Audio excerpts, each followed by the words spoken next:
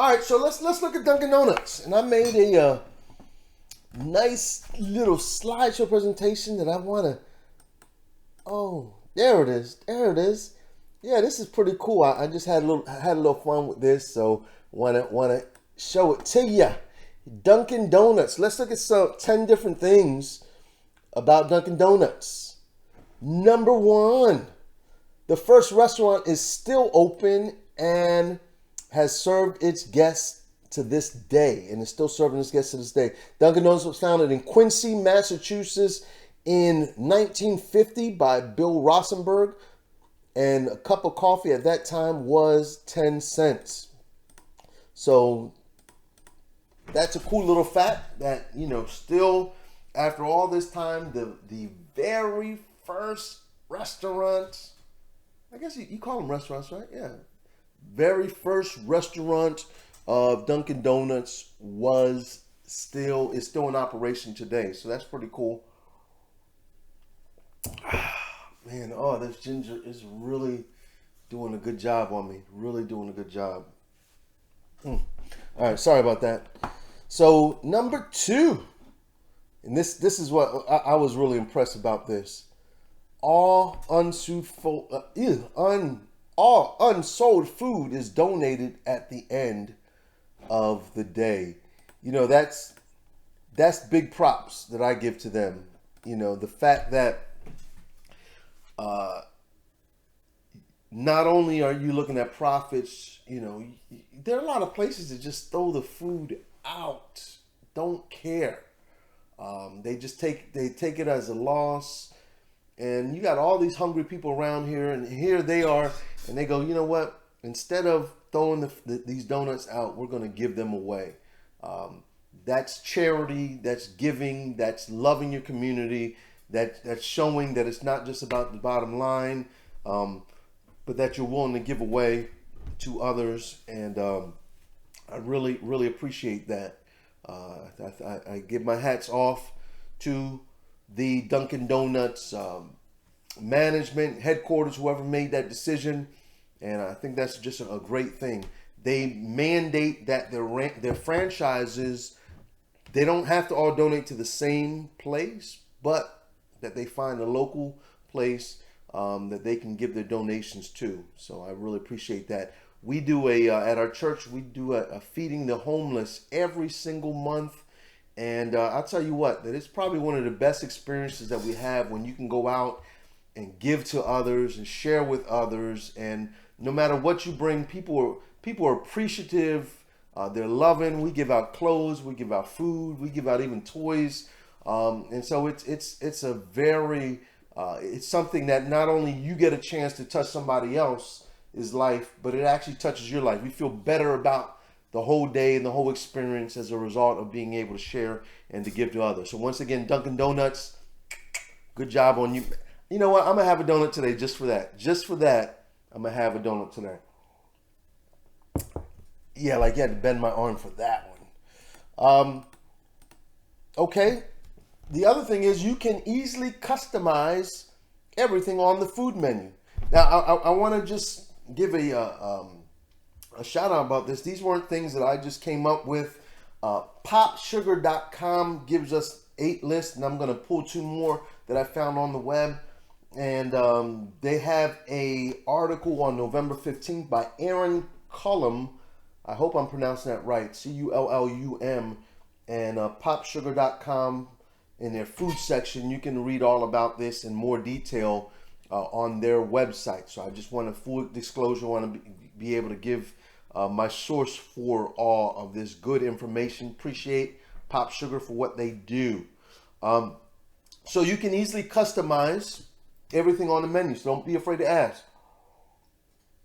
The menu of beverages and foods are completely customizable based on guests' individual preferences. For instance, guests can customize their breakfast sandwich, order with any type of bread, including English muffins, croissants, bagels, flatbreads. You can choose whatever you like inside, including eggs, cheeses, and variety of meat options. So even though you don't see bacon, egg, and cheese sandwich on a bagel on the menu board, you can still have it your way. You can customize it yourself and have them make it your way. So Don't feel that you're limited when you look at the board. Go ahead and get whatever sandwich you like. I think I told you all about Wawa, one of my favorite places. That's where I get my coffee. That's where I get a lot of our food items. You know, when we just want something real quick to eat. But they also have a lot of customizable things. You don't see it on the screen. You can put it out on the screen and just tell the person preparing your sandwich, look how you want it. My biggest customization is always double toast my bagel. I want it double toasted. And so yeah, I even do that at McDonald's too. Double toast my English muffin. Oops, sorry about that. So you can have it your way. Number 4, the top selling donuts flavors are Boston cream, chocolate glazed cake, chocolate frosted, and jelly filled.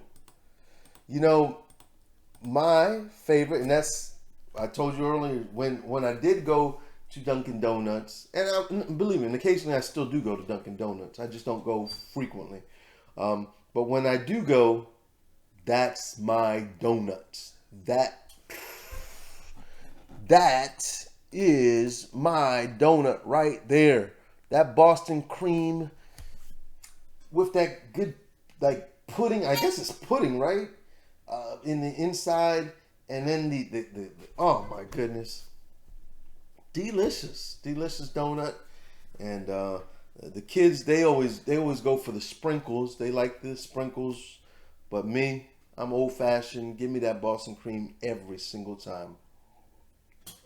Oh, and the other one that I do like is the what do they call that? The apple fritter. Apple fritter is pretty nice too. A nice cup of coffee, you can't go wrong. See, I'm getting hungry now. We're gonna have to do a breakfast show. I think somebody kept telling me I need to do a breakfast show. Was it Freedom Liberty? I think Freedom Liberty or Sherpa Derpa. One of them two kept telling me we're gonna have to do breakfast. So get ready. We're gonna start doing some breakfast items on here, some breakfast shows. Let's see what folk are saying. Now, lots of hungry people out there. That's right, Tan. Throwing away food is horrible. You know, there were a lot of restaurants that just throw away the food. And I saw this concept, not a concept, that someone was actually executing this. Some of the big restaurants I think it was in China or Japan, actually had a box on the outside of the restaurant. And rather than throwing the food away, they would take and package up meals and take it to this box on the outside and store it inside there. And if you walk by and you were hungry and you were in need, you just open the box. It's out on the outside of the restaurant and pull a dish out for yourself and keep going. So they're in like real containers, portable containers. Pull a dish out and go your way. So that's a novel concept, you know, and that's actually good. Once again, you're not just thinking about the bottom line and in a sense, you know, to hell with everybody else.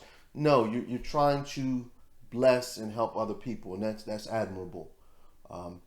Agent Sherpa agrees. He says those apple fritters rock. Yeah, I believe so too. I am getting a little hungry now talking about all this food, especially seeing as though I have not eaten anything. All right, so let's look at the next one. The next one is, and this is probably not surprising to anyone, but almost 2 billion cups of coffee and nearly 3 billion donuts are served every year. Now you see the disparity there, right? 2 billion cups of coffee and 3 billion donuts every year. You know what that means, right? That means you're not just grabbing one donut when you go in there. You know, think about the times you go in there and you grab yourself 1 cup of coffee and 6 donuts. You know, yeah. As a matter of fact, here's a quick little joke. What did the donut say to the munchkin? What? I can't hear you. Oh, okay. He said, "You make my life complete." Ha! You like that, don't you? You like that? Okay, I know you do. All right. Dunkin' Donuts also has their own school. Dunkin' Brands University is located in Braintree, Massachusetts. How an appropriate name, Braintree, for their school. And it's a training center where the brand's franchise and managers train to run Dunkin' Donuts and or Baskin Robbins restaurants. Wow. I guess I just learned something right there. I didn't realize Dunkin' Donuts and Baskin Robbins were the same restaurant. Or maybe the schools just adopted both of them. I don't know. But that's pretty cool. They've got their own school. So I know McDonald's gets a lot of hype about their schooling and McDonald's University and all that kind of stuff. Well, you're not the only one with your own university. Dunkin' Donuts has theirs also. 7, and here's a good one. Maybe some of you guys are going to apply now, huh? Employees get free food and coffee. So if you love those fritters, if you love that, all those donuts and the glazed and the cakes and all that good stuff and the sandwiches and whatever it is, you're going to get it for free. Good perks, good perks. You know what? When I worked at, I was at a Brass Bass restaurant, and we all got free meals there. Well, first of all, as a cook, so you're gonna get a free meal anyway. But not only us, I was working at the Radisson Hotel, Brass Bass restaurant inside the Radisson Hotel, and all of the staff ate for free. So normally I was tasked to be able to do the lunch for the employees. And so that was a treat to be able to just make them whatever we had. Usually we use leftovers, products in order to make the lunch for the staff, but it was still good stuff. And when I say leftovers, I mean, if we had, prime rib from the day before, then I'm making something. I'm going to make maybe a hash out of that, or some sandwiches out of that. And then, they're eating good stuff. It's not traditional leftovers.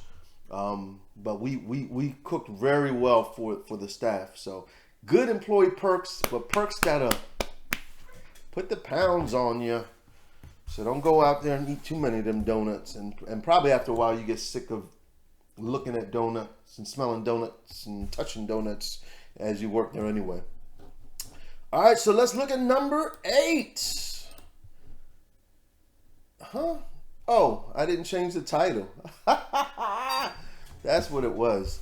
I did this on the quick and a hurry earlier today. But you can save money from this DD Perks reward. All right, DD Perks reward program. You earn 5 points out of every $1 you spend at Dunkin' when you pay with the enrolled Dunkin' Donuts card. Once a member gets 200 points, they get a coupon for a free size beverage of their choice. DD Perk members also receive a coupon for a free any size beverage when they enroll in the program, and it's their birthday. So on your birthday, you can just say, it's my birthday, it's my birthday. You go in there and just tell them, and you're going to get something free. Uh-oh, what happened? Why it's not coming back to me? I thought Dunkin' Donuts just took over. They took over. So I got two more things. I wanted to make it an even 10. Pop Sugar did 8. I'm going to do 10. Did you know? Here's a did you know. Did you know that Dunkin' Donuts was not originally called Dunkin' Donuts? Instead, they were called Open Kettle. Carter William Rosenberg founded the business in Quincy, Massachusetts after World War II by cashing in $1,500 in war bonds and borrowing an additional $1,000. Open Kettle was originally founded in 1948 as a business that served coffee, pastries, and sandwiches to factory workers. So how that now moved over to the other guy who maybe bought it out and then rebranded it and rechanged it, because we saw in 1950 Bob somebody else bought it. Mr. Dunkin' Donuts' rival had family ties. In In 1955, Rosenberg's brother, and that was his name, Bob Rosenberg, who, hold up, I want to see if there's a conflict here between this information we just had. Nope, it's Bill Rosenberg. Okay, Bill Rosenberg. That kind of threw me off because they called him William Rosenberg. See, I didn't have my coffee. All I had was ginger tea. While it's good for the throat, it doesn't give me that rush I needed. I needed for my caffeine in my coffee. So maybe I'm gonna have to do tomorrow. I'm gonna have to do the ginger coffee. Yeah, I don't think I'm gonna do that one. Maybe coffee on one side, ginger on the other side, and hopefully I won't need the ginger tomorrow. But check this out. In 1955, Rosenberg's brother-in-law, Harry Winokur, broke his partnership with Rosenberg, and he went on to create his own donut company called Mr. Donut. Wow. The company flourished drastically and abroad, most notably in Japan, where it is the largest donut chain in the country. And you can still find Mr. Donut stores in Japan because a Japanese company bought the rights in all the Asian stores in 1983. However, only one location remains in the U.S. It's in Godfrey, Illinois. Most Mr. Donuts converted to Dunkin Donuts after both companies were acquired in 1990 by DD's former parent company, Allied Lions. So that's a good thing. And so Allied Lions, now that making sense. Allied Lions owns Baskin Robbins and Dunkin Donuts. So there's the connection. There's a connection. So, all right, that was just a quick, did you know, learning a little history about Dunkin Donuts. Let me look on the lines here and see if we have any questions or comments. See who else jumped on board today as well. Let's see. Steve-O says, I was talking about making some breakfast, and he wants me to make some home fries. Home fries? Yeah. I love those. It's time for breakfast. Time to start cooking up some breakfast items. I also want to kind of show you about my little cup here.